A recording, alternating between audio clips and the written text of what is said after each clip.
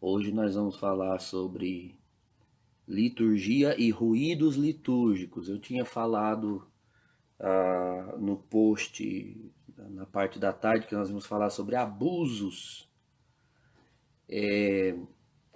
mas nós vamos falar sobre ruídos, né? Porque abusos são agressões mais gritantes, mais hediondas à Sagrada Liturgia. E existem algumas pequenas agressões, vamos assim dizer, que não chegam ao ponto de ser definidas como abusos, mas mesmo assim são, são danosas, né? Vamos assim dizer. Então nós vamos falar sobre esse assunto hoje e vamos depois, num momento posterior, abrir para perguntas, tá? Eu poderia ter feito uma filmagem, por exemplo, e postado depois, na verdade, mas eu optei por fazer uma live para que a gente possa conversar, tá? Conversar amistosamente, é, tomando uma água de coco na caixinha, que não tem o mesmo gosto que a água de verdade, né? Mas dá para molhar a garganta. E eu optei por fazer a live porque a minha intenção não é dar uma aula em nenhum curso, e sim algum ou outro esclarecimento. Esse termo liturgia, ele é um termo grego, uma palavra grega, litonergon. Litonergon significa, ao pé da letra, um serviço público, tá? Uma obra pública, né? Um serviço, um ministério, algo que era feito para todos. Então, termo grego, usado no período helênico, tá? Pelos gregos, e eles usavam essa expressão para se referir a qualquer ofício que era realizado para todos. Então, atenção aqui, liturgia é um serviço que é prestado para todos e não por todos. Na liturgia, nem todos são agentes, todos são participantes, mas não agentes, ou seja, nem todos estão agindo ao mesmo tempo ou fazendo as coisas. Alguém vai agir, e esse alguém que vai agir agirá para os que estão ali.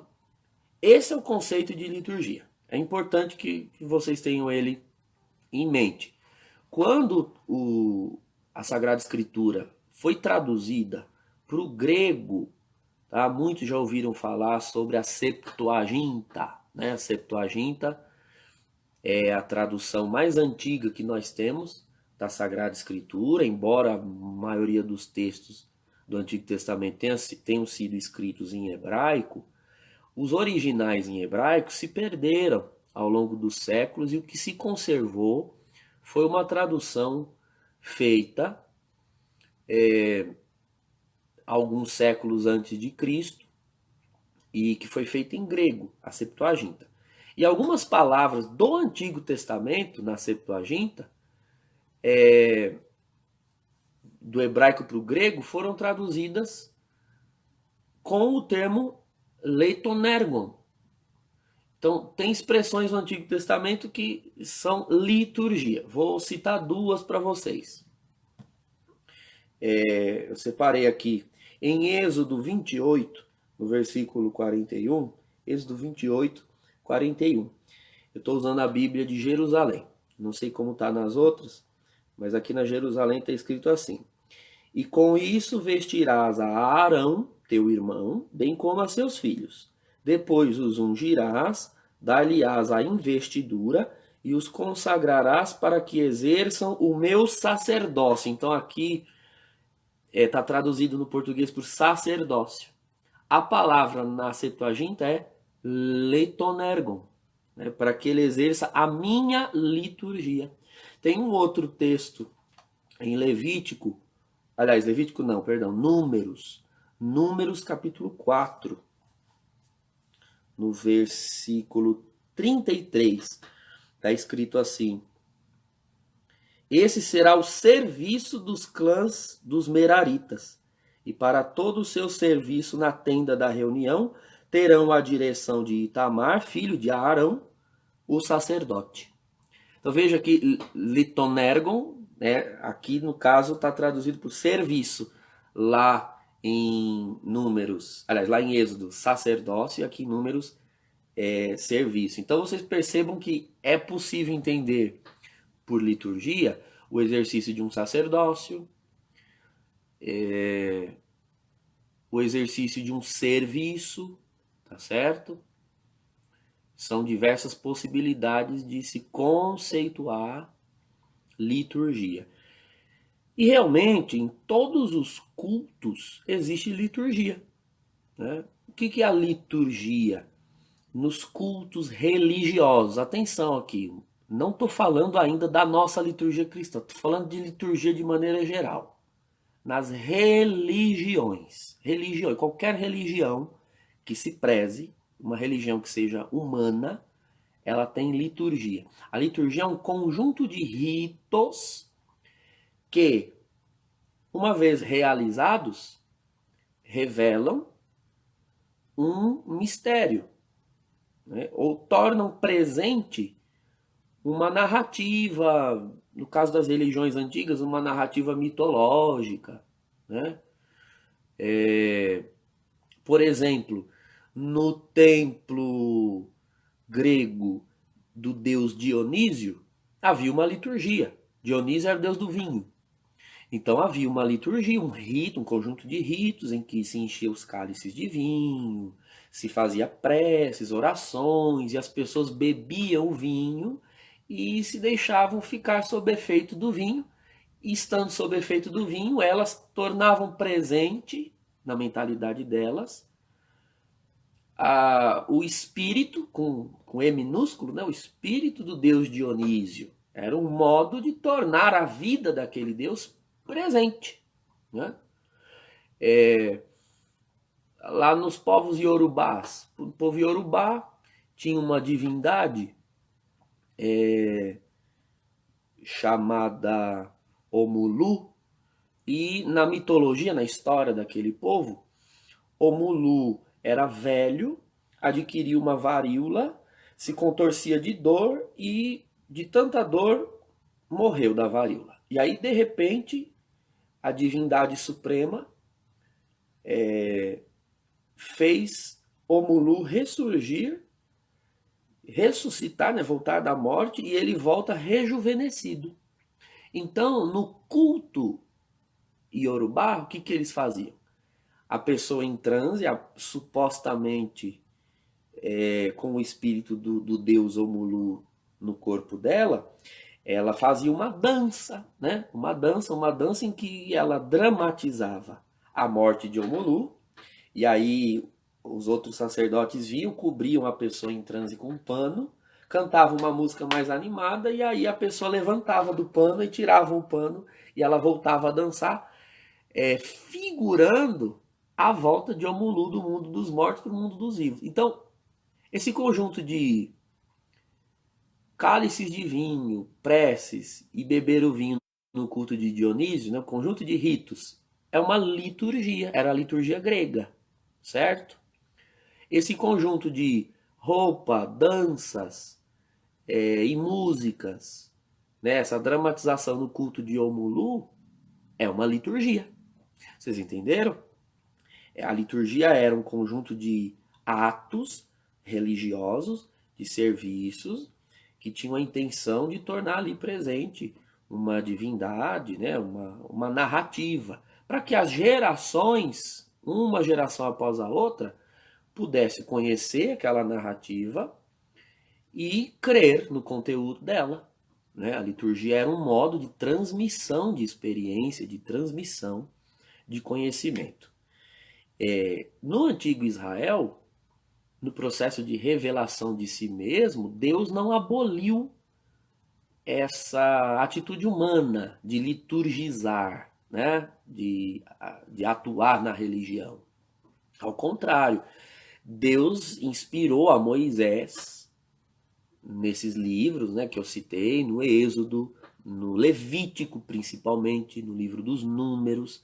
Deus inspirou uma liturgia em Israel, para que a liturgia em Israel também fizesse ficar viva na memória do povo as experiências de Deus com o seu povo. Então vocês se lembram, por exemplo, da liturgia da Páscoa. Existiu um fato, um evento, que foi o evento em que Deus manda um anjo no Egito para exterminar os primogênitos. E a aliança que Deus fez com os hebreus naquela noite foi a de se aspergir o sangue do cordeiro nas portas das casas. Né? Então se imolava o cordeiro, se aspergia o sangue, etc.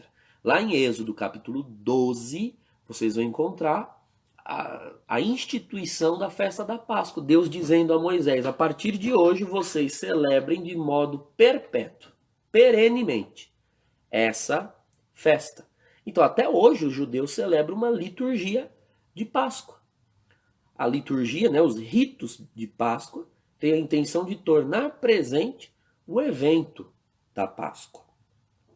E ao longo do Antigo Testamento, os ritos foram, né, se aprimorando, nós conhecemos a história. Houve a construção do templo em Jerusalém, havia uma liturgia de culto ali se oferecia sacrifícios, sacrifícios de expiação, sacrifícios de comunhão, vários tipos de sacrifício. Tá. Na plenitude dos tempos, segundo diz a carta de São Paulo aos Gálatas, no capítulo 4, na plenitude dos tempos, Deus mandou o seu Filho Jesus Cristo. Jesus Cristo é, portanto, a imagem do Deus vivo. Deus, que no Antigo Testamento era crido como o Deus que não pode ser representado por nada, que não pode ser figurado por nada, e justamente por isso não se pode confeccionar uma imagem dele, não é? Mas na plenitude dos tempos, esse mesmo Deus, ele fez uma imagem para si, né? Se no Antigo Testamento Deus não podia ser expressado de modo material, agora o próprio Deus entrou na matéria e adquiriu matéria para si. Né? A humanidade de Jesus, né? a carne humana de Jesus, o gênero humano do Cristo, a humanidade de Cristo é a imagem de Deus. Né? Cristo é a imagem do Pai. Está lá numa das cartas de Paulo. Cristo é a imagem do Pai. Então agora, a partir de Cristo, a matéria, ela é sim um sujeito de revelação. Porque Deus quis se revelar na matéria quando ele adquiriu matéria para si, quando ele se encarnou. Então, veio Jesus Cristo, que é a imagem do Pai. Ele foi visto, ele foi tocado, viveram com ele, é o que diz a primeira carta de São João, o que vimos e ouvimos do verbo da vida. Isso é o que nós vos transmitimos. Então, o nosso Deus, irmãos, de nós cristãos, ele não é fruto da abstração humana, ele não é fruto da especulação filosófica, ele não é fruto da observação dos elementos da natureza, não. Nós cristãos somos o povo que cultua um Deus que se revelou. Não fomos nós que descobrimos esse Deus. Ele se revelou e se entregou a nós, né? E ele veio nos salvar. Ele nos salvou morrendo na cruz, ressuscitando dos mortos e enviando do Pai, ao subir aos céus, o dom do Espírito Santo. E enquanto ele andou no mundo salvando, Tá? Então, Jesus salva desde a encarnação no ventre de Maria até Pentecostes. Tudo isso é um único ato de salvação de Cristo realizado para a humanidade. Então ele nos salva e de modo que todos os eventos da vida de Cristo são eventos salvadores, a gente chama de eventos salvíficos. Não é quando Jesus prega a palavra, está salvando. Quando Jesus cura alguém, está salvando. Quando Jesus institui a Eucaristia na última ceia, ele está salvando. E na Eucaristia, a Eucaristia é o supremo sacramento para nós cristãos, porque ela é a sintetização de toda a vida de Cristo, né? De toda a vida de Cristo.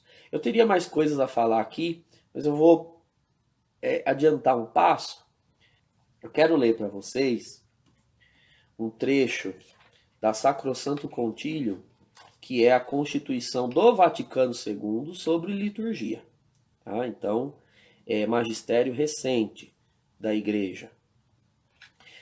A Sacrosanto Concílio descrevendo, né, o que é a liturgia, falando sobre a natureza da liturgia, ela começa a descrever no primeiro capítulo a natureza, lá no número 5, mas ela segue adiante e eu vou ler aqui para vocês o número 7. Para levar a efeito obra tão importante, ou seja, a nossa salvação, Cristo está sempre presente em sua igreja, sobretudo nas ações litúrgicas. Então Cristo prometeu que estaria conosco todos os dias, até o fim dos tempos, certo? É Ele quem salva e só Ele pode salvar. É Ele quem perdoa pecados e só Ele pode perdoar. Foi Ele quem deu a sua carne e o seu sangue como alimento para a vida do mundo. E, portanto, só Ele pode dar sua carne e o seu sangue. Ninguém mais. Só Ele nos insere, né, nos enxerta na vida de Deus com Ele, né? Quantos filhos Deus tem? Um só. Jesus é o Filho eterno de Deus. E Ele veio para nos adotar para o Pai. E só Ele pode fazer isso, né? Porque só Ele tem a prerrogativa filial. Só Ele é filho, só Ele pode nos adotar para o Pai. Só Ele pode curar enfermidades. Só Ele pode configurar alguém a Ele, né? Enfim, meus queridos, Cristo é tudo na igreja. É Cristo quem salva, é Cristo quem fala, né? Presente está, né? Jesus Cristo, presente está no sacrifício da missa, tanto na pessoa do ministro, pois aquele que agora oferece pelo ministério dos sacerdotes é o mesmo que outrora se ofereceu na cruz, quanto, sobretudo, sobre as espécies eucarísticas. É Cristo que está ali. Presente está pela sua força nos sacramentos, de tal forma que, quando alguém batiza, é Cristo que batiza. Presente está pela sua palavra, pois é Ele mesmo que fala quando se leem as sagradas escrituras na igreja. Está presente, finalmente, quando a igreja ora e salmodia. Ele que prometeu, onde 2 ou 3 estiverem reunidos em meu nome, aí estarei no meio deles, conforme Mateus 18, versículo 20. Realmente, em tão grandiosa obra, pela qual Deus é perfeitamente glorificado e os homens são santificados, Cristo sempre associa a si a igreja. Cristo associa a igreja a Ele, porque a igreja é a sua esposa diletíssima, que invoca o seu Senhor e por ele presta culto ao eterno Pai. Com razão, pois, a liturgia é tida como o exercício do munus sacerdotal. Essa palavra munus entendo por missão ou ofício. Se lembra das traduções do Antigo Testamento, que eu mostrei agora há pouco? Então, munus sacerdotal de Jesus Cristo, no qual, mediante sinais sensíveis, coisas sensíveis, o que é sensível? Que os sentidos captam.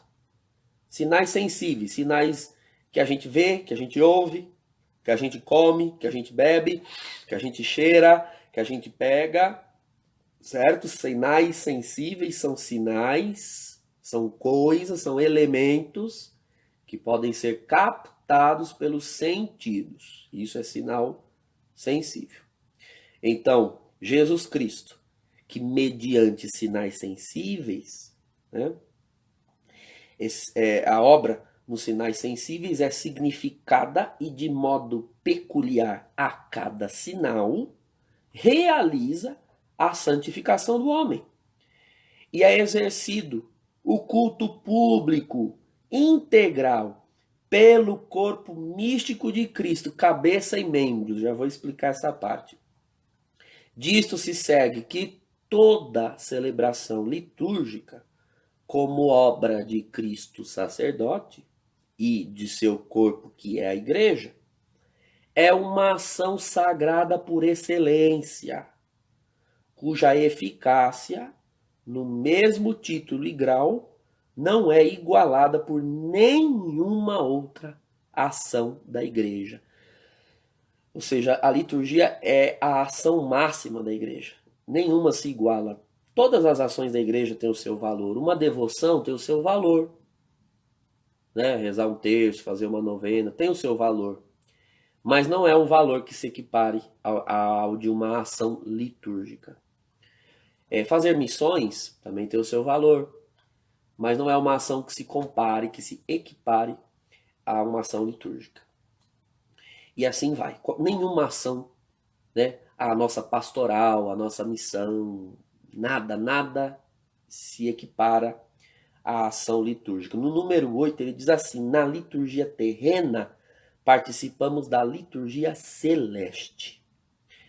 Bom, eu não vou mais ler da Sacrosanto Concílio por enquanto, porque aqui a gente já tem algumas informações que eu quero destrinchar com vocês. Você se lembra que na definição que eu dei de liturgia, a liturgia é um ato para todos, certo?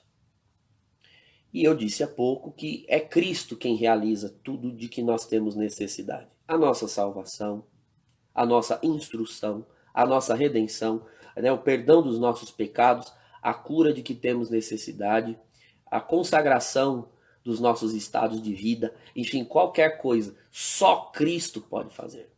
Só Cristo, certo? Aí alguém pode perguntar, mas e aí, padre, como é que fica, né? Porque Cristo foi embora, né? Subiu aos céus e está sentado à direita do Pai. Então, mas entre nós e Cristo existe um vínculo. Existe um vínculo. Que vínculo é esse?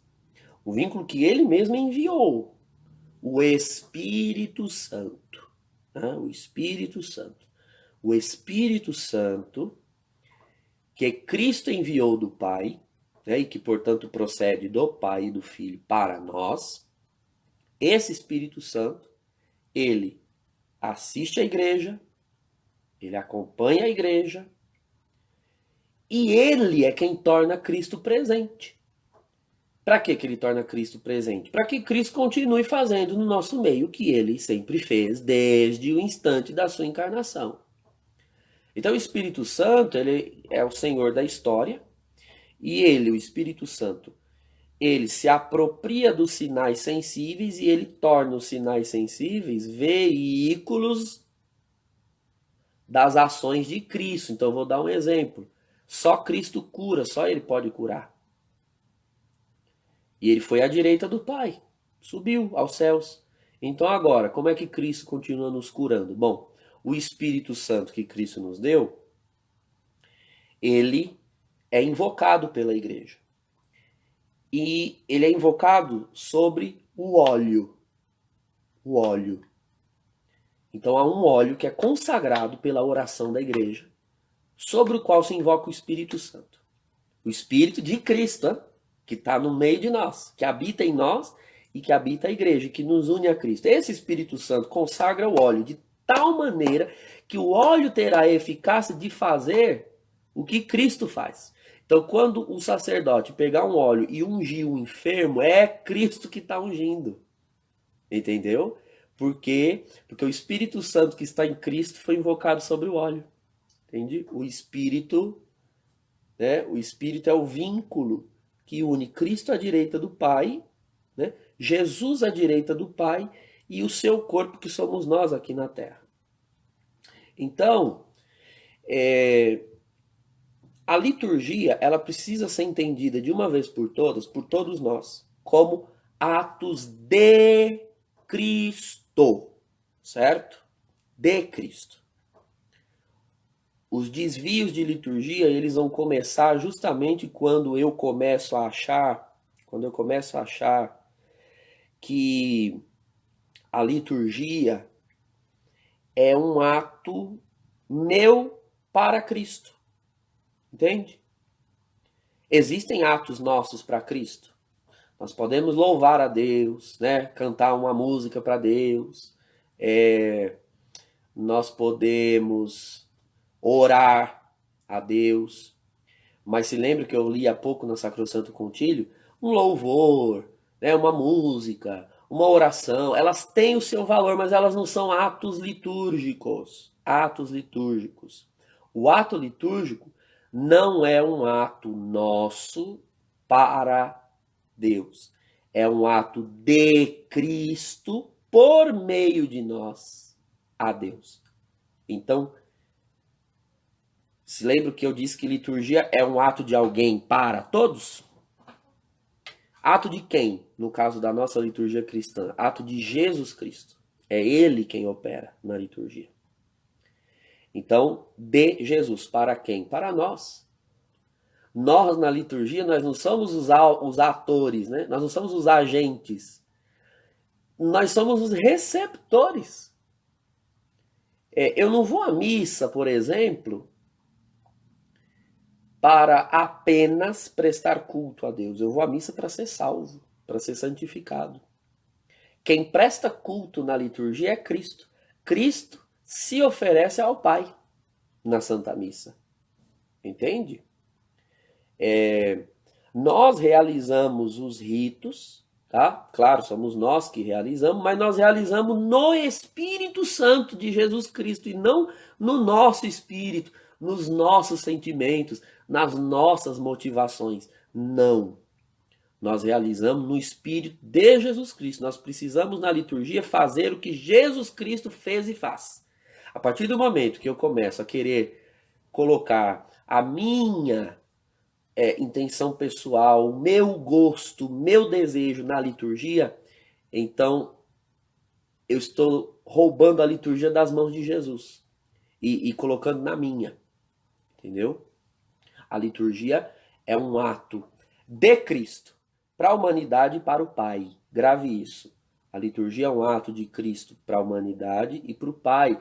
Então, eu não posso permitir que a liturgia faça pela igreja algo que não é o que Cristo faz. E, por consequência, eu também não posso permitir que nenhum ato, nenhum gesto, nenhum símbolo na liturgia denote fazer algo que não é o que Cristo fez para o Pai, né? Que Cristo ofereceu ao Pai.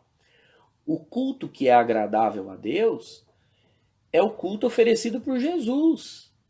Que culto é esse? O sacrifício de Jesus na cruz. Esse é o culto, esse é o sacrifício que o Pai recebe. Nós, na liturgia, apenas nos unimos a Jesus. A gente se une a Ele. Mas quem faz é Ele. Ele é o autor da liturgia. Ele é o sacerdote.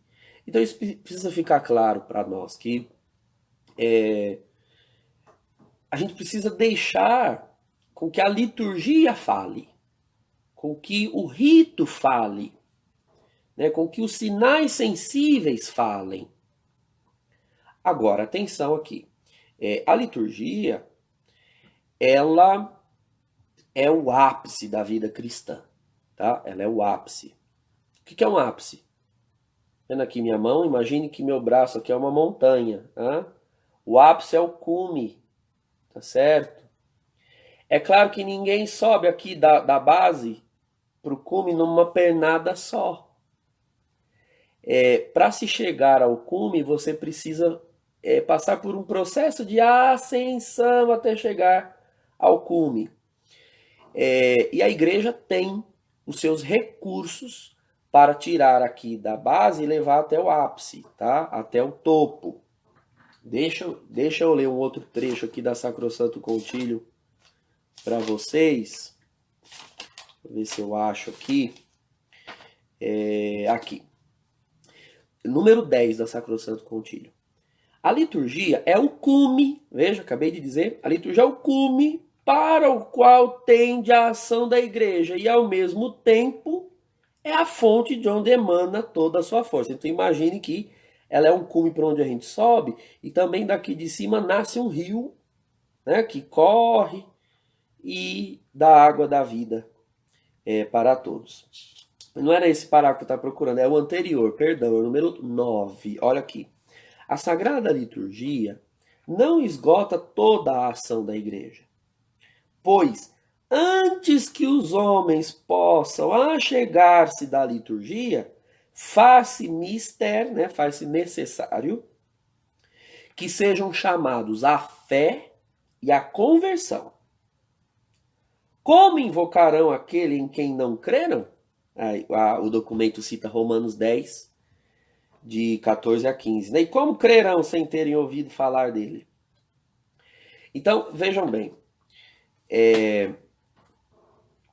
A igreja, ela primeiro prega Jesus Cristo aos homens, tá certo? Pela palavra, nós vimos agora o texto. Então, pela palavra nós pregamos Jesus Cristo nas nossas missões, nos nossos retiros, nos nossos encontros, nas visitas que a gente faz às casas. O objetivo é anunciar Jesus Cristo e chamar as pessoas a aceitarem Jesus Cristo como aquele que comunica a elas o amor de Deus, como aquele que as salva dos seus pecados, como aquele que é digno de receber a nossa sujeição como nosso Senhor. E se elas desejam isso, elas precisam se abrir ao dom do Espírito Santo. Essa é a pregação da igreja. Então, o anúncio, né? Tudo isso aqui que eu falei, né? As nossas visitas, retiros, encontros, etc. E a nossa pregação, a nossa oração, ela tem o intuito de captar fiéis, né? Gerar fiéis, vamos assim dizer, né? Tirar os homens dos seus pecados, chamá-los à conversão e fazê-los crer em Jesus. Então, tá vendo? Ó, na montanha, a base começa aqui, né? É o querigma, é o anúncio. A gente prega primeiro, né? Leva as pessoas a uma mudança de vida e a um arrependimento sincero. E elas começam a subir. Elas vão subir aonde? Bom, na medida em que elas se convertem, elas precisam ver Jesus, elas encontram Jesus aqui, né, na adesão pessoal. Depois elas precisam encontrar Jesus na vida de comunidade, na comunhão. Ela precisa entrar na igreja, ela precisa começar a conviver com outros cristãos, a ter contato com o estilo de vida dos cristãos, o modo como os cristãos pensam, o modo como os cristãos se comportam, tá certo? Então aqui do querigma, nós estamos para koinonia, né, a comunhão. E ela vai subindo um pouco mais, né, e ela vai passar pela catequese, né, ela vai ser ensinada na fé, preparada, iniciada, tá? Na fé. Então, ela precisa ser ensinada, por exemplo, que aquele Cristo que ela que a fez se arrepender dos seus pecados, ele perdoa. Só que para ela receber esse perdão pleno, ela precisa passar pelo batismo. Então aí você vai falar de batismo para ela. Se ela não é batizada. E se ela já é batizada, você tem de conscientizá-la do que é o batismo que ela recebeu. Depois você vai dizer para ela, você vai preparar essa pessoa com uma catequese e dizer para ela que esse Cristo, aquele que ela aceitou lá na base, né, como Salvador, como Senhor, você vai preparar essa pessoa para que ela entenda que se ela quer se ela quer entrar num nível mais alto de contato com esse Jesus, ela precisa receber a informação de que esse Jesus, ele deixou a sua carne e o seu sangue na face da terra para ser comido e bebido. Ele se entregou como o alimento daqueles que creem nele. E ela vai ser preparada para a Eucaristia, né? Para receber Jesus na Eucaristia. Enfim, ela vai ser preparada para os sacramentos. Então, os sacramentos, né, na liturgia, eles são o ápice da vida cristã, certo? Aqui em cima, tá joia? Não pode queimar etapas, não pode. Uma pessoa, você não pode pegar ela aqui meio que de helicóptero e jogar ela aqui em cima, que ela vai ficar com medo. Ela não foi se acostumando à altura, tá certo? Por que eu tô falando tudo isso? Porque a liturgia, principalmente a liturgia da Santa Missa, ela é algo para o qual nós precisamos ser iniciados, preparados, previamente, não na hora. Então, o rito, ele é para ser entendido por quem foi iniciado para ele. Isso é próprio do rito, isso é próprio da liturgia. Eu digo mais, isso é próprio de rito e de liturgia em qualquer religião. Qualquer religião. Alguém que entrasse no templo de Jerusalém não entenderia aqueles símbolos todos, não entenderia aquela língua, não entenderia aqueles gestos se antes ela não tivesse sido preparada em casa, pela família, preparada nas sinagogas das suas cidades. Então o rito é uma coisa para o qual a gente precisa ser preparado, tá? Para que aquilo diga algo a mim. Logo, meus queridos, logo, é natural que uma pessoa não iniciada, ela não tenha muito afeto pelo rito, entende? Se o rito for honesto com o mistério que ele reflete, ele diz muito a quem foi iniciado e não diz nada a quem não foi iniciado. Por quê? Porque ela precisa passar pela etapa, né? Ninguém chega no cume, ninguém chega no ápice sem passar por um processo. Então, um grande ruído litúrgico, vamos começar a falar de ruídos litúrgicos, né? Um grande ruído litúrgico que nós precisamos atentar é o excesso de necessidade pastoral que a gente tem de fazer com que as pessoas entendam durante a missa o que se passa na missa. Então, aquele excesso de comentários, aliás, qualquer comentário já é excesso, né? Comentário não é uma coisa muito bem-vinda na Santa Missa. Rito não tem comentário, liturgia não tem comentário. Os sinais revelam. Os sinais têm que dar conta de revelar. A partir do momento que o sinal não revela, ele já se tornou inútil. Você precisa de alguém comentando, né? Como que colocando uma legenda embaixo do sinal, estou tirando do sinal o direito que ele tem de falar por si mesmo. Isso é próprio da liturgia. Então, esse racionalismo, né? Mas aí as pessoas têm que entender, puxa vida, o povo vem na igreja e não entende nada. Ora, se as pessoas não entendem nada, então há um defeito de catequese aqui, lembra? Né? Ou há um defeito de querigma, ou há um defeito de coinonia, ou há um defeito de catequese. Porque se ela receber muito bem um bom querigma, tiver uma vida de comunhão na igreja e passar por uma boa catequese, ela entra nos sacramentos compreendendo, ela entra para os sacramentos iniciada nos mistérios. Tá certo? Então essa iniciação ela tem que ser prévia. O rito não pode ficar sendo pausado, paralisado para ser explicado, porque isso fere a natureza do rito. Então o rito tem que falar por si só nos seus sinais. Que sinais compõem o rito?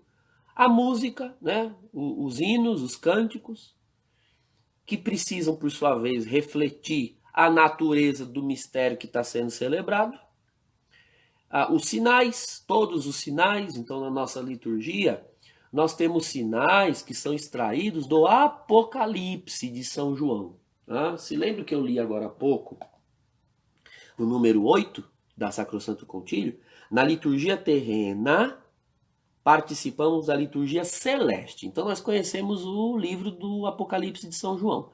São João foi arrebatado numa visão e ele viu realidades no céu, como funciona a liturgia celeste, ou seja, como funciona o culto nos céus, o culto que os anjos prestam, o culto que os santos prestam lá nos céus. João viu, retratou no texto. E agora aqui na terra, nós usamos de sinais que reproduzam aqui o que acontece lá.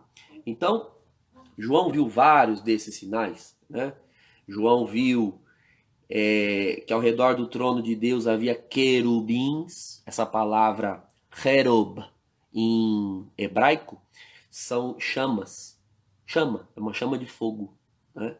Então existem chamas de fogo ao redor, né? Seres como chamas de fogo ao redor do trono de Deus. Então o que a gente faz na liturgia? Põe fogo, né? Velas, né? Fogo, vários pontos ao redor do altar. João viu anjos que subiam e desciam com turíbulo nas mãos. Então nós temos turíbulo na nossa liturgia. João viu que o cordeiro abria o selo, né, e abria um livro e explicava, né, o livro estava selado e o cordeiro vinha, abria o selo e revelava o livro. Então nós temos na liturgia, né, o lecionário, o evangeliário, que é aberto, né, que é revelado, que é explicado. Que mais que João viu? João viu que os anjos tocavam trombetas, né, como um som de metal que retinia, né? Trombetas são instrumentos de metal que retinem. Então a gente tem, para reproduzir o som das trombetas na liturgia, os sinos. Então o sino toca, né, como uma trombeta chamando os fiéis para vir para a igreja. Toca o sino da igreja, depois toca outro sino para começar a liturgia, depois toca um sino para anunciar que o cordeiro chegou na hora da consagração, entende? Outra coisa que João viu, que as pessoas ao redor do trono estavam com vestes brancas, alvejadas com o sangue do cordeiro. Então os ministros que sobem ao altar usam a alva, né, a túnica branca. Acólitos também usam vestes brancas. Os fiéis, principalmente as mulheres, é um costume que é uma pena que caiu, mas quando as mulheres usavam véu na igreja, então você via bastante, né, o uso do véu sinalizando essa veste, né, essa veste branca. A igreja ficava assim branquinha como uma noiva diante de Jesus, né? As mulheres com o seu véu. Que mais que João viu? João viu cânticos que não podiam ser aprendidos, né? Ele ouvia e não conseguia aprender, vozes como de trovão. Então o que você tem na liturgia?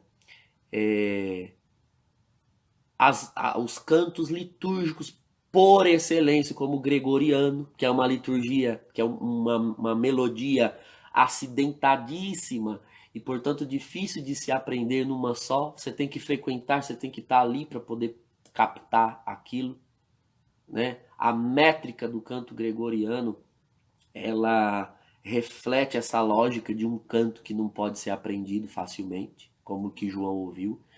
E tantos outros cantos, né? A polifonia, o cantochão, ao longo da história da igreja. Então são sinais, né? Sinais que a liturgia lança a mão, dos quais a liturgia lança a mão, para refletir o mistério, né? O mistério de Jesus Cristo.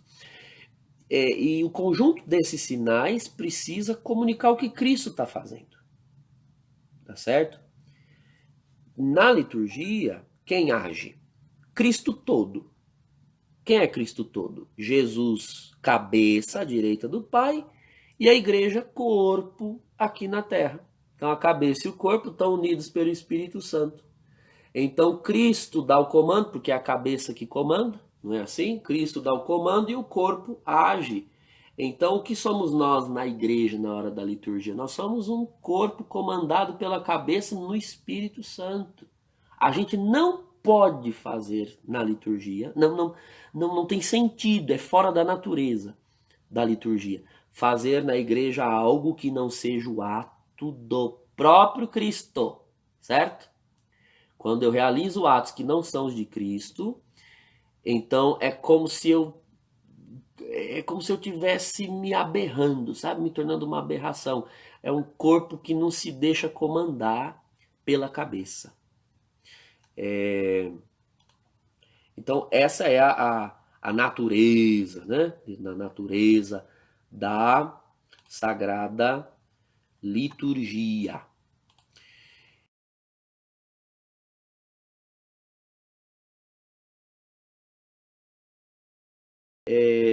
E agora vamos responder perguntas. Eu vou basicamente usar dois livros que são de livros de cabeceira para quem quer entender um pouco de liturgia, né? Instrução Geral do Missal Romano. Eu acho que aí vocês enxergam o contrário, né? Pela câmera fica o contrário. Instrução Geral do Missal Romano e Introdução ao Lecionário, tá? E tem esse documento aqui, gente, Instrução Redentione Sacramento. A Instrução Redentione Sacramento, ela foi promulgada em 2004, ó, uns 15 anos, né? 2004, pela Congregação para o Culto Divino e Disciplina dos Sacramentos.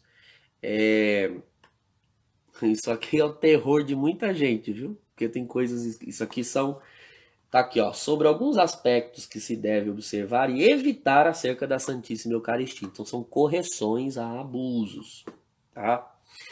O Benedito Ramos, é o Bené, lá de Vargem Grande. Ele pergunta aí a diferença entre ruídos e abusos. Eu acho que o Bené chegou depois, eu fiz essa distinção no início da live. Eu optei por trocar a palavra abuso por ruído. O abuso é quando se comete uma agressão grotesca, algo muito grave à liturgia. Então isso é um abuso. Só que existem agressões que não chegam ao nível do abuso, sabe? Mas não deixam de causar dano, sabe? São pequenos danos. Me permita fazer uma comparação aqui, né? É como o pecado mortal e o pecado venial. Então, o abuso litúrgico seria um pecado mortal contra a liturgia. Estou fazendo aqui uma comparação, né?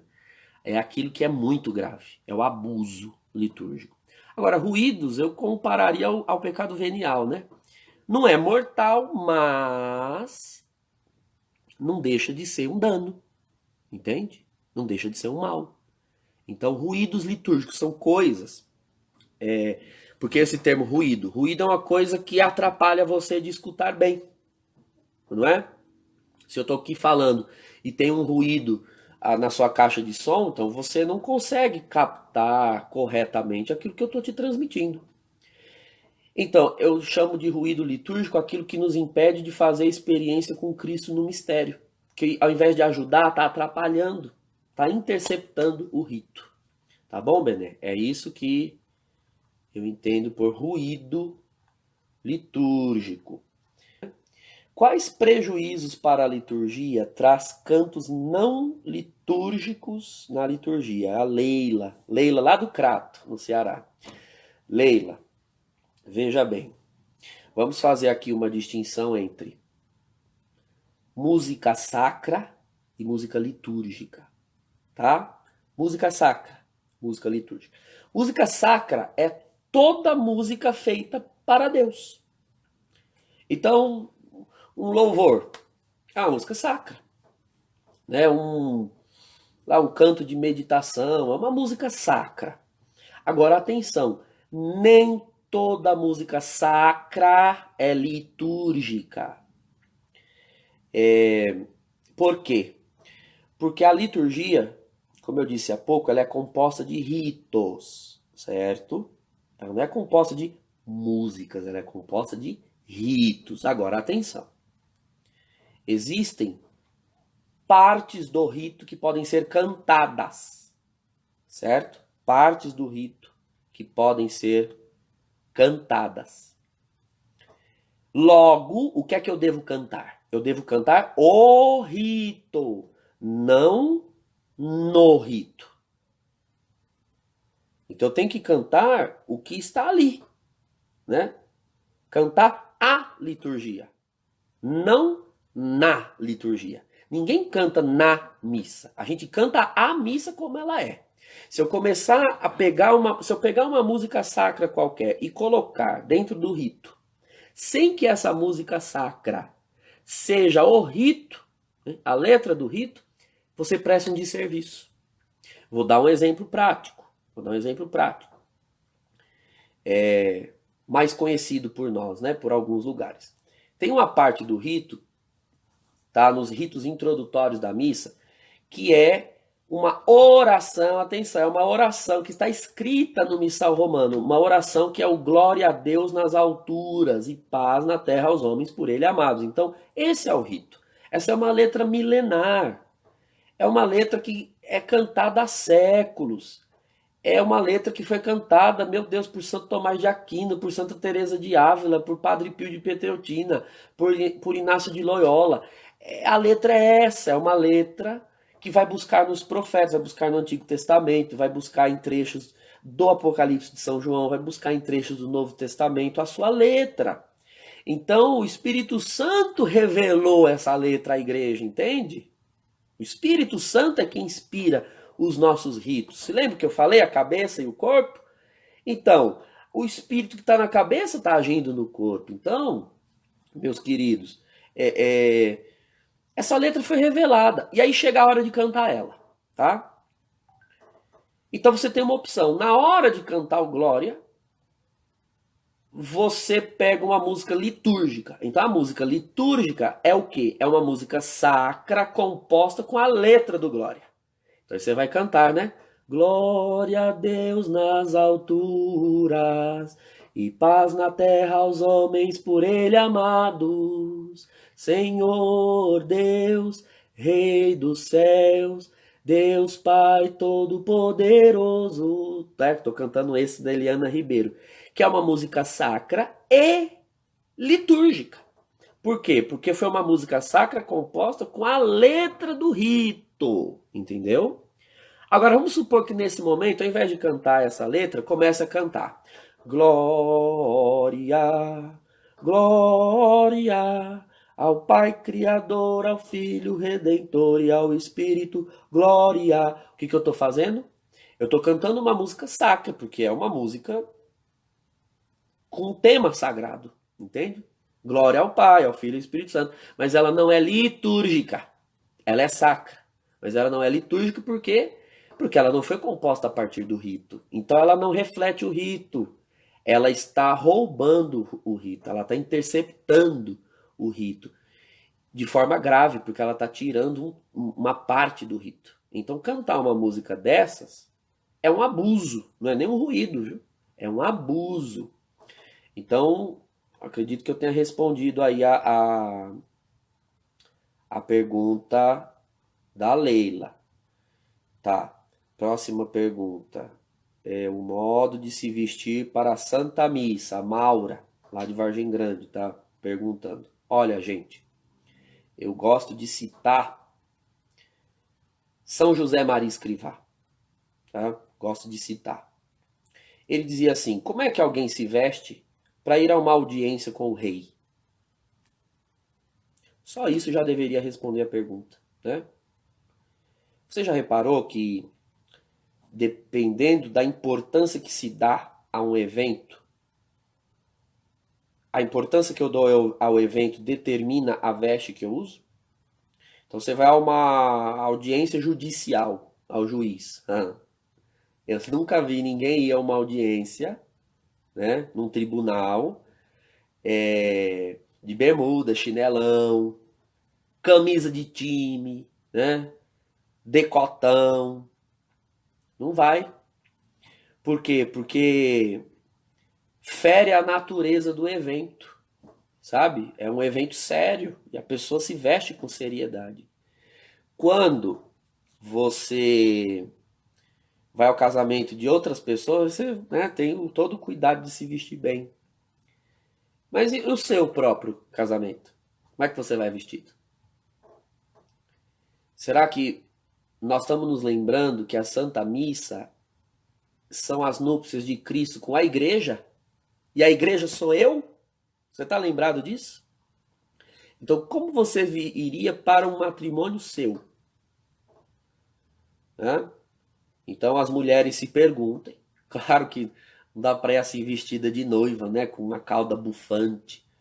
Mas tem que se perguntar de que modo mais modesto você pode ir para refletir um matrimônio de Cristo com a igreja. E os homens também. E os homens também. Que tipo de roupa reflete um coração que vai com a seriedade de prestar um culto nupcial a Deus? E atenção nisso aqui, hein? Que roupa reflete o coração. Porque muita gente usa como desculpa, ai, não importa a roupa, importa o coração. Então, mas eu tenho muita dificuldade de acreditar num coração que não manda no corpo, que não manda no modo de se vestir. Quer dizer que o seu corpo é desconectado do seu coração e vice-versa? Então o coração está preparado, mas o corpo está uma porcaria? Está mal cuidado? Mal vestido? Então, realmente o que importa é o coração. Tanto importa que se o seu coração realmente leva aquilo a sério, eu duvido que o seu coração vai te deixar sair de casa vestido igual um mulambo para ir à missa. Isso é o que eu acho. Tá certo? Fale sobre a importância do silêncio na liturgia. Muitas vezes o silêncio é interpretado como falta de algo. E já logo coloca um canto, por exemplo. É verdade, Anderson. Eu sempre falo sobre isso. A própria Instrução Geral do Missal Romano, esse livro aqui, fala sobre momentos que exigem silêncio. O silêncio sempre é bem-vindo na liturgia da Santa Missa. Sempre, sempre, sempre é bem-vindo. Tá? Ele é sempre bem-vindo porque ele me faz meditar os ritos em questão. Né? O rito que eu acabo de participar, comungar, então o silêncio me faz penetrar. E o silêncio é a oração sem palavras, né? Como dizia São Serafim de Sarov, e o Raniero Cantalamessa cita essa máxima dos padres do deserto, né? O silêncio que é a oração sem palavras. Eu não tenho palavras para expressar, né? O que está se passando ali é um grande mistério. Então, silêncio, né? Fazer silêncio. Outra coisa, recuperem aí a máxima que eu disse há pouco. Na missa, na liturgia, não é bem-vindo nada que não seja o ato de Cristo ao Pai e a nós, certo? Nós estamos ali para refletir, para atualizar o que Cristo está fazendo. Isso é importante. Então, nós precisamos ter atitudes como a de Cristo. E Cristo, tente imaginar Cristo na cruz. Cristo passou horas na cruz, mas só disse 7 palavras. E entre uma palavra e outra, Cristo estava em silêncio. Cristo estava se sacrificando pelo Pai. Cristo estava em comunhão com o Pai e sofrendo por nós. Então nós precisamos fazer silêncio, porque Cristo silenciou. Correto? Então o silêncio é muito bem-vindo. Olha, tanto o Fernando quanto o Lucas Francisco, os dois me pediram para falar sobre lex orandi e lex credendi. O Fernando falou que ama essa explicação. Essa explicação é de Santo Agostinho, século V. Santo Agostinho dizia assim, lex orandi, lex credendi. Traduzindo ao pé da letra. Lex orandi, né, lei orada, lex credendi. É a lei crida. Então, quais são as coisas que nós oramos e celebramos na liturgia? É a fé da igreja. Você quer entender o que a igreja pensa sobre um assunto? Você pega, por exemplo, a oração eucarística, você pega o prefácio da oração eucarística, você pega os textos da liturgia. Eles são a doutrina da igreja em forma de oração. Eles são a lex credendi, né, as coisas que a gente crê, de forma orada, lex orandi. Então, eu não posso cantar, orar, falar na liturgia algo que não seja aquilo que a igreja crê, a igreja de 2000 anos crê. Tá certo? Então, todos os textos, todas as músicas, as orações, todas elas são a fé da igreja. Você pega, por exemplo, o prefácio da oração eucarística de domingo agora. A gente celebrou São Pedro e São Paulo. Então o prefácio falava assim, né? Pedro fundou a igreja primitiva sobre a herança de Israel. Paulo foi evangelizar aos povos. Os dois, por diferentes meios, anunciaram o evangelho da salvação. Nananana. Então, essa é a fé da igreja, é o que a igreja crê. Só que ali é um prefácio da oração eucarística. É a fé da igreja rezada, né? Em forma de oração. Tem lá um canto de comunhão que diz assim, né? Verbo caro factum est, vero panis factum est. O que é isso? É uma música que está cantando João capítulo 1, versículo 14. Né? E o verbo divino se fez carne. Então a gente está cantando aquilo que crê. Eu não posso cantar uma coisa que não seja aquilo que a gente crê. É isso que significa a máxima lex orandi, lex credendi. A Simone Carolina está perguntando como saber se o canto é litúrgico ou não. Gente, 2 instrumentos nós temos. Deixa eu ver se eu pego aqui para vocês. Aqui atrás.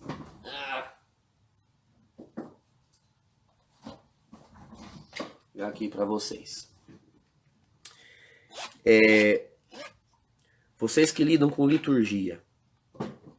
É fundamental terem 2 coisas. Vocês têm que ter em casa isso, tá? Hoje em dia com internet, gente, ninguém tem desculpa para alegar desinformação. Ninguém tem. Então, missal, todos deveriam ter. Se não tem, você coloque no Google Ordinário da Santa Missa.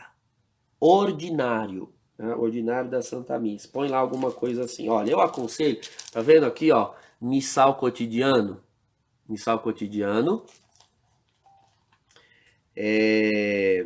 Então você tem missal cotidiano e o missal dominical, tá? São 2 volumes. Aqui você tem o rito da missa, certo? Então vamos começar em termos de canto pelas partes fixas. Ó, tá vendo aqui, ó? Rito da missa. Então, vocês que cantam, o que vocês vão cantar? O rito da missa. Né? Mais nada. O que tá aqui. Então, olha lá, eu vou virar a página para vocês verem. Vamos lá, virar a página. Então, por exemplo, tem aqui ato penitencial. Então, no ato penitencial, você tem as formas de ato penitencial. Elas estão escritas aqui. Qualquer coisa que seja um canto sacro, que não tenha sua letra correspondente aqui, não é litúrgico. É sacro, mas não é litúrgico. Aí tem o glória, ó. Lembra que eu falei para vocês? Olha o glória aqui, ó. Glória a Deus. A letra tá aqui. Qualquer letra que não seja essa, não é litúrgico. Pode ser sacra, né? Mas se é uma música sacra, vocês cantam lá num grupo de oração, canta numa missão, canta num retiro, canta numa reunião de pastoral, canta numa assembleia da região, uma assembleia da diocese. Na missa, não, porque não é litúrgico. É sacra, mas não é litúrgico. Então a letra é essa, glória a Deus nas alturas, paz na terra aos homens por ele. A letra é essa, meus queridos. Tenham atenção de ter a letra e observar os cantos. Por quê? Porque nem todo canto, na sua versão publicada, está apto para ser executado na liturgia. Às vezes, a pessoa ela compôs um canto e eles editaram de um modo para ficar melhor, é, digamos assim, no CD, na gravação. Mas vocês precisam saber adaptar o canto para o rito, entende? Esses dias cantaram um canto, eu não vou lembrar agora a melodia, mas a letra falava assim: Santo, Santo, Senhor Deus Senhor Deus do universo, Hosana no alto dos céus. A letra falava assim: Hosana no alto dos céus. Mas escuta, a letra aqui, vou pegar para vocês, ela não está falando no alto dos céus, ela está falando nas alturas. Ah, é assim a melodia. Hosana, Hosana no alto céus. Então, mas na melodia cabe Hosana, Hosana nas alturas. Corrige, vocês que vão cantar, corrige a letra.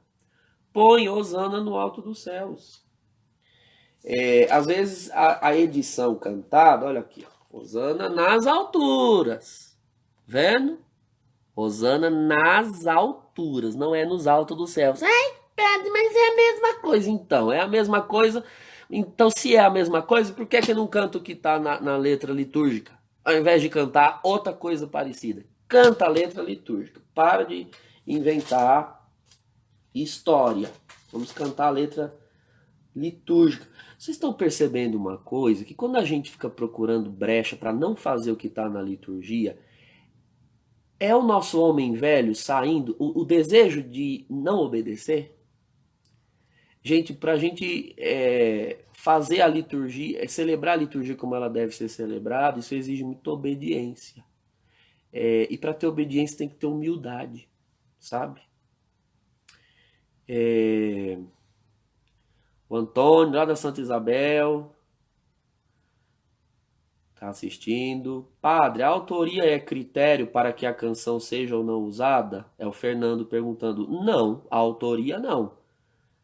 O critério é a catolicidade da letra e a pertinência dela na liturgia. Cabe na liturgia? Fere o rito? Não? Então não me interessa quem foi que compôs. Interessa se ela é apropriada ou não. A Eide, lá de Vargem Grande, está perguntando: Padre, é correto adaptar a liturgia para crianças? Algumas paróquias adotam missa para crianças com alteração do rito para ficar mais atrativo. Olha, Eide, vou ver se eu acho aqui. Não sei se nesse missal tem.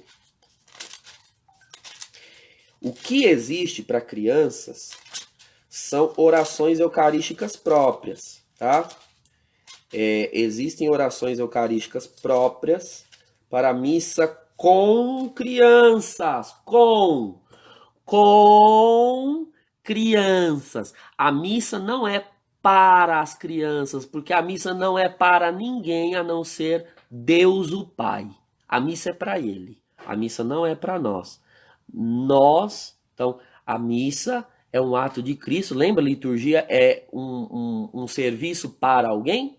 Então, o que é para nós na liturgia? A salvação, o alimento espiritual que ela nos serve.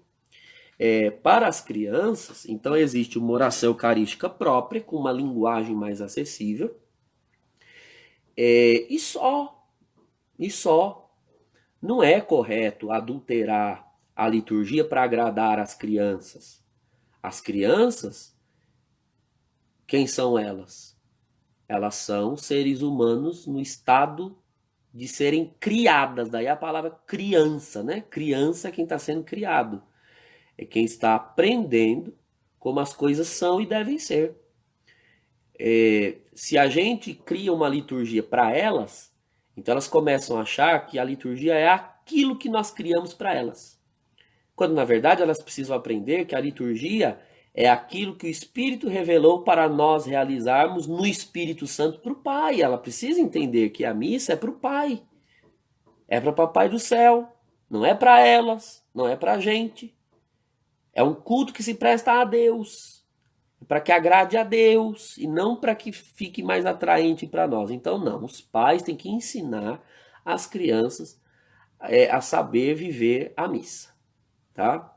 E vocês vão fazer isso com testemunho, ensinando, educando, tá? Isso aqui também daria uma outra live bem mais longa, porque eu teria muito assunto para falar sobre isso. Mas, respondendo desde já para a Eide, nós precisamos muito evitar isso, tá? Muito evitar de ficar fazendo adaptações para os públicos, tá? Para públicos distintos, tá? Não pode ter essa distinção de públicos. Nós somos a igreja. Santa Missa, gente, na missa principalmente, a maioria das perguntas sobre liturgia são relacionadas à liturgia da missa, né? A missa, ela é o ponto de encontro de todos os cristãos. Então ela não pode ficar à mercê do nosso gosto, do nosso estilo, sabe? Todos que forem à missa precisam se sentir na Igreja Católica. Podem existir algum tipo de adaptação? Pode, de acordo com certas circunstâncias. Ó, aqui a Redemptione Sacramento. Vamos ver se eu acho aqui, ó. Número 21 da Redemptione Sacramento diz assim: que não se tire a liberdade prevista pelas normas dos livros litúrgicos de adaptar de forma inteligente a celebração quanto ao edifício sagrado, então você dá uma adaptada dependendo do local onde você está celebrando, quanto ao grupo de fiéis. Então, se todos que estão ali são de um determinado grupo, de uma determinada espiritualidade, você até pode fazer uma adaptação. Quanto às circunstâncias pastorais, então vamos supor, encerramento do ano pastoral da diocese. Aqui em Osasco a gente tem sempre na missa de Cristo Rei. Então ali você faz uma adaptação nas preces, faz preces pela diocese, a homilia do bispo geralmente é adaptada para aquela circunstância pastoral e por aí vai. Então tem adaptações inteligentes. De tal modo que todo o rito sagrado seja efetivamente correspondente à sensibilidade das pessoas. Então, no caso das crianças, uma oração eucarística com uma linguagem mais acessível. O padre vai fazer uma homilia mais acessível. Né? Não é bom que os cantos sejam longos, porque as crianças não têm paciência. Letras simples, melodias com métrica mais reta, né? Uma coisa mais fácil das crianças cantarem. Esse tipo de coisa, você vai fazer adaptações, não adulterações do rito. Isso é importante a gente tomar cuidado, tá? Naquela transmissão a pessoa me perguntou algo sobre palmas na missa. Gente, esse é um assunto velho, né? Um assunto velho que sempre vem à tona. E o que eu posso fazer para vocês é dar a minha opinião, dar o meu parecer, que é o parecer de muitos na igreja. Embora não haja uma legislação mais oficial, tá? Embora eu acho que não há uma legislação mais oficial por ser um pouco óbvio. O que eu disse há pouco a vocês, né, na explicação da natureza da liturgia? Nós estamos ali celebrando atos de Cristo, Cristo para o Pai. Quem atua na liturgia é Cristo, não somos nós. Então a gente não está ali para se expressar. A gente está ali para expressar Cristo para o Pai. Se a missa é a atualização do mistério pascal, paixão, morte, ressurreição do Senhor.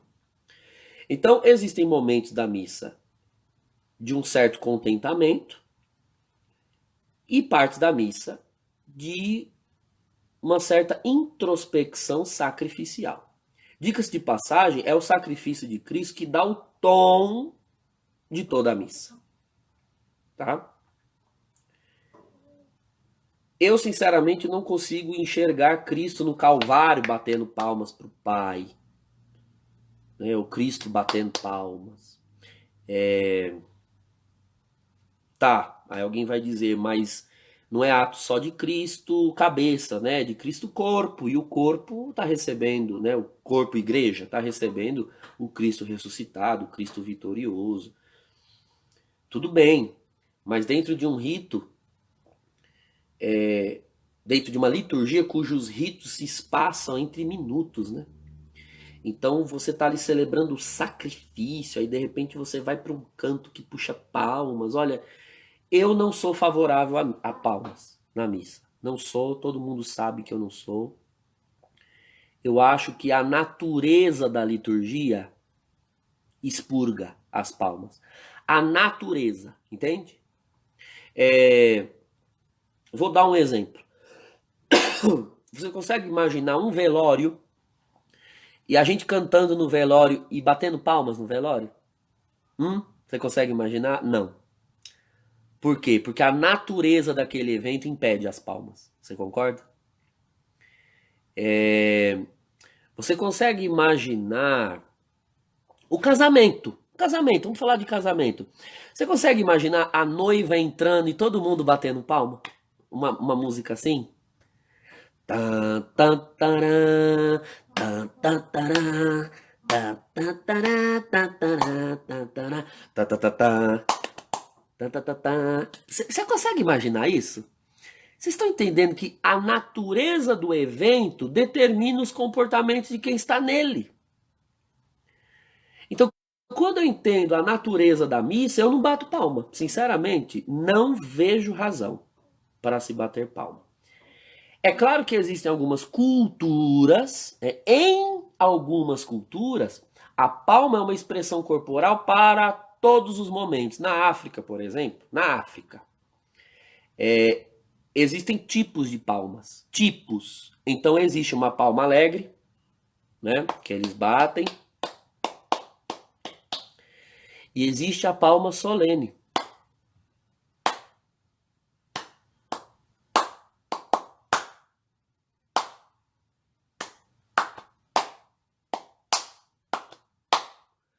Lá, isso é cultura de algumas tribos, isso é cultura de alguns países. Vocês sabem que, por exemplo, no Moçambique, a palma também é um sinal de reverência. Então, eu já vi algumas pessoas do Moçambique, na hora da consagração, quando a hóstia é levantada, eles batem 3 palmas. Só assim, não é uma salva de palmas, são palmas ritmadas, né? Só isso. Isso é cultura, tá? Na nossa cultura brasileira, palmas sempre, atenção, na nossa cultura brasileira, palmas sempre são ou um sinal de homenagem ou um sinal de alegria. Homenagem no quesito social. Então você bate palmas, né, para homenagear alguém, né, para dar os parabéns, etc. O que não é muito a índole da liturgia, né? A gente não tá ali para dar um parabéns para Jesus, parabéns para o Pai. E não são as nossas palmas que homenageiam a Deus, é o sacrifício de Cristo. Não combina com o clima da missa, a natureza da missa, por si só, quando você a entende, ela rejeita as palmas. Aí alguém vai dizer, bom, mas aonde está escrito isso, padre? Então, não está escrito em lugar nenhum. Como não existe uma legislação proibindo as palmas, então eu, pessoalmente, não as proíbo. Se o povo estiver batendo palma, eu vou deixar e eu não vou fazer cara feia, tá? Já teve um tempo que eu fiz, hoje em dia eu não faço mais. Mas eu não vou bater, tá? Não vou fazer cara feia, mas também não vou bater. Porque eu não posso proibir, afinal de contas, não existe uma legislação litúrgica clara proibindo as palmas. Agora, eu pergunto a você e já dou a resposta. Por que não existe uma legislação clara? Não existe uma legislação clara para não se bater palma da missa, assim como não existe uma lei civil proibindo bater palma em velório. Ou também não existe uma lei civil proibindo bater palmas na entrada dos noivos no casamento. E eu te pergunto, precisa de uma lei proibindo bater palmas durante o velório? Ou precisa de uma lei proibindo bater palmas na entrada dos noivos no casamento? Não, sabe por quê? Você sabe por quê. Porque é ridículo escrever uma lei para proibir uma coisa cuja natureza já proíbe. Você está acompanhando o raciocínio? É ridículo chegar ao ponto de ter que escrever uma lei para proibir as pessoas de fazer algo em que a própria natureza da coisa já proíbe. Então as palmas não combinam com a missa. Tá? Não combinam, não fazem parte dela. Podem fazer parte de momentos isolados, mas não do rito. Tá? Não do rito. A palma não combina com o glória. Tá? Com a letra do glória. É um canto de louvor, é um canto de exaltação, mas uma exaltação solene. Tá? Solene, profunda, mas não, digamos assim, eufórica. Tá? A palma não combina com a entrada na missa, né? O canto de entrada. A entrada, ela é a entrada de quem no quê? Quem entra, entra em algum lugar. É a entrada da igreja no mistério. No mistério pascal de Cristo. É nisso que a gente está entrando. Então, eu não quero entrar no mistério batendo palma. Eu quero entrar no mistério concentrado. Fomentando comunhão no meu coração e entrando no mistério com profundidade. Quanto menos barulhento for esse canto, melhor. E aí já fica uma dica para as equipes que cantam, né? Se vocês tocam e cantam ritmos que sugerem as palmas, então vocês induzem a assembleia a bater palmas. E com isso vocês estão cantando músicas sacras, com letras litúrgicas, mas com uma atitude musical antilitúrgica, entendeu? Então eu tenho que ser litúrgico não só na letra e no conteúdo, mas também na métrica, no ritmo. Tudo isso invoca bom senso litúrgico também. Alguém perguntou para mim, antes de eu entrar na live, sobre missas por cura. Deixa eu falar um pouco sobre isso. Toda missa, nós oramos pelos mortos, por exemplo.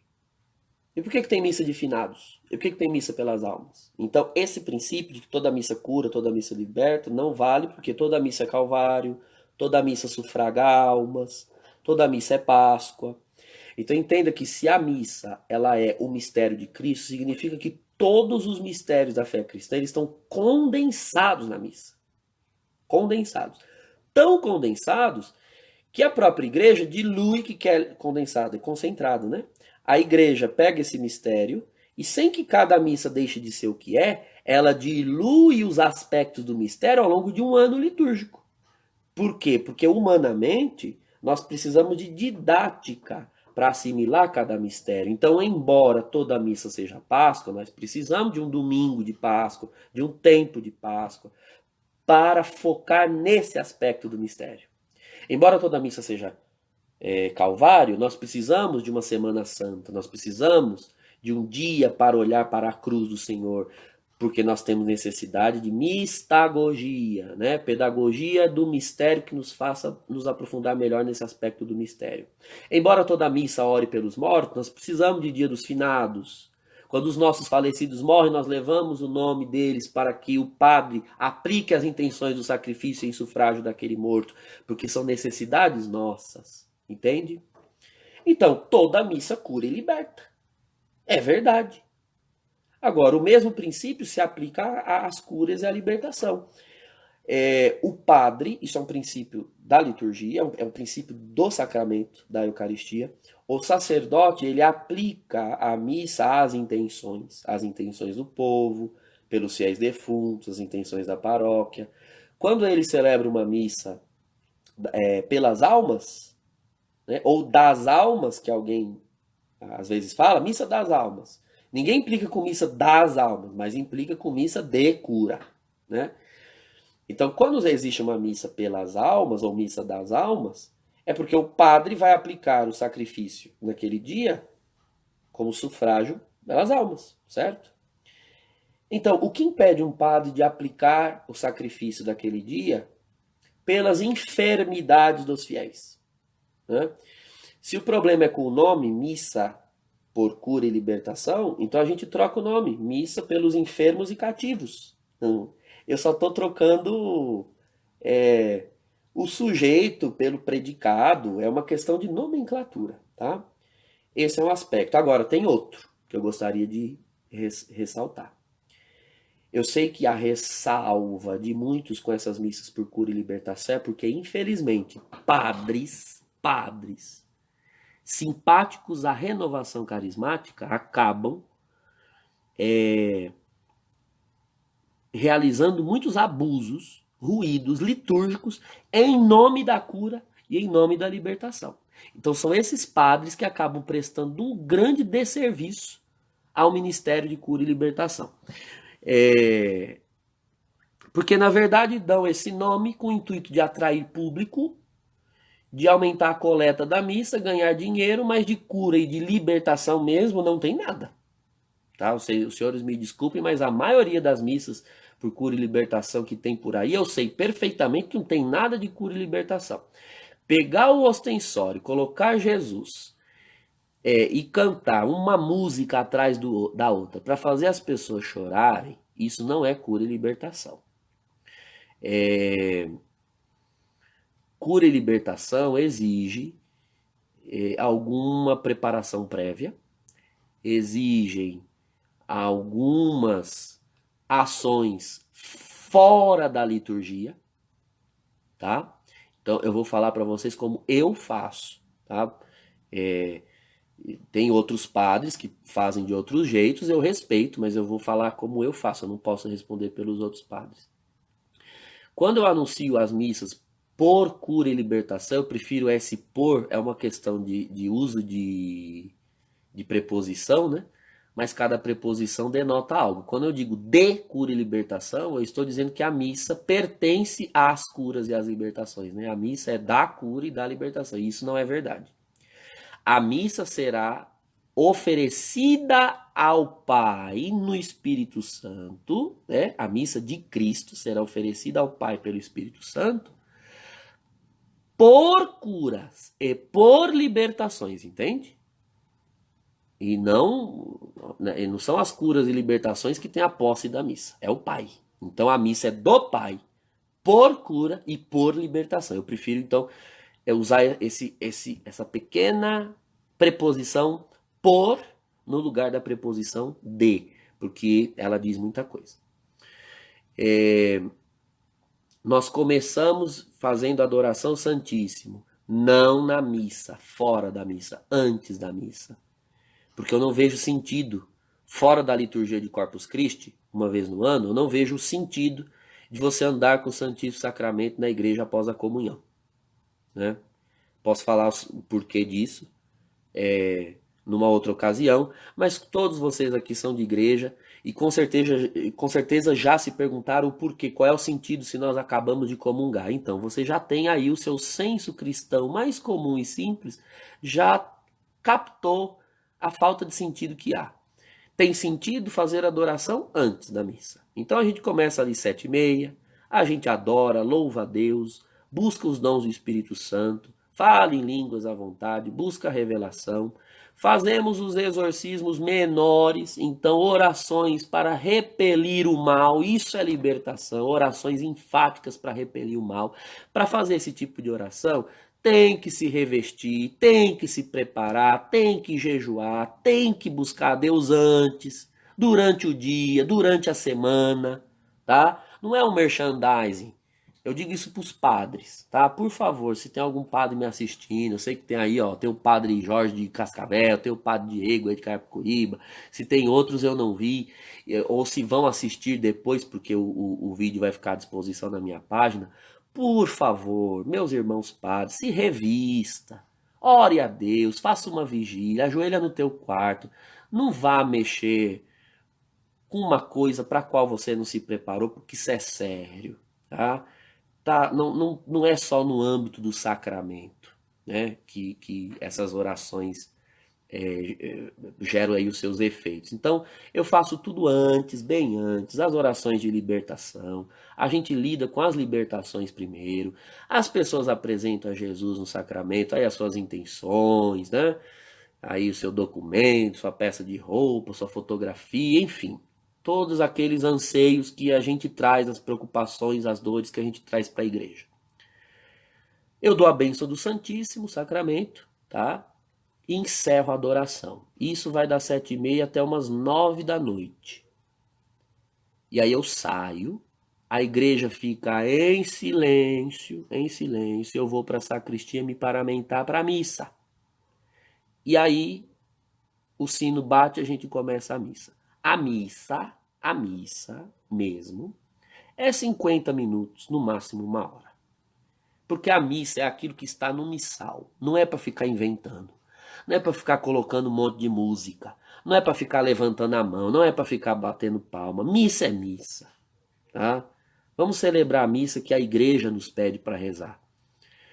O que há de mais diferente, vamos assim dizer, na missa, quando eu celebro missa por cura, é a homilia, que eu vou partir do texto para pregar o que o texto está dizendo, e é o texto do dia. Eu não faço missa votiva, nada disso. Texto do dia, eu creio na providência de Deus, eu creio que o Espírito Santo revelou toda a liturgia para a igreja, então eu não preciso mudar leituras para caçar leituras que queiram dizer o que eu quero falar. Não, sou eu que tenho que pregar o que o Espírito Santo revelou na liturgia. Eu uso o texto do dia.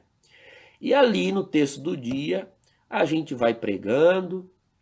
Às vezes Deus dá uma palavra de ciência, uma profecia, alguma coisa assim, e a gente vai passando. O povo que frequenta essas missas geralmente já é um povo de experiência espiritual, um pessoal que gosta de dar um glória, de dar um aleluia, enfim, né, de glorificar a Deus durante a palavra, mas nada além disso, né? Nada de salva de palmas, nada de entusiasmos indevidos, que não aqueles de louvar a Deus mesmo, com solenidade litúrgica, né? Pentecostal, vamos assim dizer. Depois, ofertório. Geralmente eu celebro nas sextas-feiras, é missa de semana, tá? Salmo rezado, santo rezado, comunhão normal, oração pós-comunhão, ali eu leio alguns avisos e leio testemunhos, né? Eu peço para as pessoas escreverem testemunhos de curas, de libertações alcançadas. Eu prefiro ler, porque eu não acho prudente dar o microfone assim para as pessoas. O nosso povo católico não tem muita cultura de dar testemunho. Às vezes vão falando, se perdem na fala, o pessoal não entende, às vezes não contam direito. Eu prefiro elas escreverem, eu conto para o povo, o pessoal, né, os irmãos aumentam aí o seu nível de fé e nos edifica muito. Eu dou a bênção final e despeço as pessoas. Após a despedida, eu tiro a casula e aí eu vou fazer imposição de mãos para pedir curas físicas. E o batismo no Espírito Santo, uma vez que as pessoas acabaram de comungar, Cristo habita ali no nosso meio. E justamente porque ele habita nos que comungaram, é que a probabilidade de o Espírito Santo batizar os que não creem através daqueles que creem, naquele momento é muito mais forte, porque nós estamos cheios, né, do Espírito de Deus pela Sagrada Comunhão, na Eucaristia. Então ali a gente impõe mãos, ali nós vamos buscar mais algumas profecias, algumas palavras de ciência que Deus manda. Terminada a imposição de mãos, eu me retiro, mas isso tudo já é depois da missa, né? Fora da missa. Então tudo antes e tudo depois, nada dentro, porque dentro é o que a igreja nos pede. Bom, irmãos, vou ficar por aqui. Comecei às 8, já vai dar 10 horas. Eu agradeço a atenção de todos e futuramente eu faço outras lives, tá certo? Acredito que eu tenha conseguido responder a todas as perguntas que mandaram aqui, tá certo? Nas 3 lives que eu tive que fazer porque houve interrupção de conexão, tá? A conexão minha não tá boa hoje. Eu tô vendo aqui no grupo de WhatsApp do condomínio aqui onde eu moro que várias pessoas estão com problemas na conexão, tá interrompendo bastante a conexão de algumas pessoas. Então agradeço a vocês, que o Senhor abençoe a cada um, livre de todo mal e vos faça amar cada vez mais o mistério de Cristo na Sagrada Liturgia, em nome do Pai, do Filho e do Espírito Santo. Amém. Deus abençoe vocês.